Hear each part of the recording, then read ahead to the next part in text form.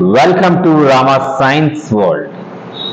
My dear friends, ఇప్పుడు మనం బ్రహ్మము అనే పుస్తకం గురించి కొన్ని విషయాలు మనం తెలుసుకుందాం. బ్రహ్మ భావన జ్ఞాన సాధన సత్సంగం.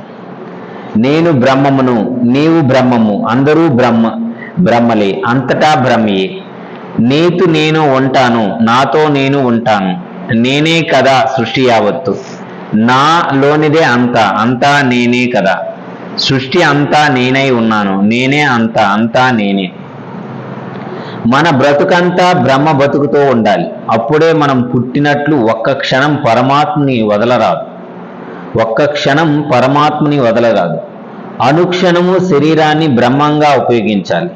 జరగవలసింది జరిగే తీరుతుంది. మనతో మనం ఉండాలి. అనంతమైన బ్రహ్మమే మనకు తోడు. నేను బ్రహ్మముగా ఉంటాను, బ్రహ్మముగా మిగులుతాను. మనము బ్రహ్మములం. బ్రహ్మయుగం బ్రహ్మముగా ఉన్నాము. మన పని బ్రహ్మముగా ఉండుట. ప్రతివారు ఎల్లవేళలా బ్రహ్మముగా ఉండాలని మొక్కుకోవాలి. పరమాత్మగా ఉండిపోవడం తక్షణమే ధ్యాన నిమగ్నులై కండి. బ్రహ్మమును తెలుసుకుని ధ్యానము చేయాలి. పరిపూర్ణమైన జ్ఞానానికి జన్మకి వచ్చాము. స్వచ్ఛమైన గాలి బ్రహ్మము. ఒక్క క్షణం ఒక్క మాట వృధా చేయరాదు. బ్రహ్మముగా మిగలాలి. తప్పు చేయును, బ్రహ్మాన్ని మరువను, ఇచ్చిన మాటను మరువను, బ్రహ్మముగా ఉంటాను, నేనే బ్రహ్మను అనే ఎరుక మరిస్తే జన్మలు వస్తాయి.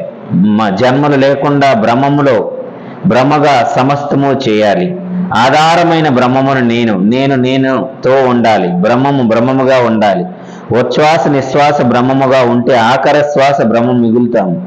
మన ధ్యేయంలో మనం ఉండాలి. మనస్సుకి అనేక జన్మలకు విశ్రాంతి ఇవ్వాలి. Thank you very much. Will meet in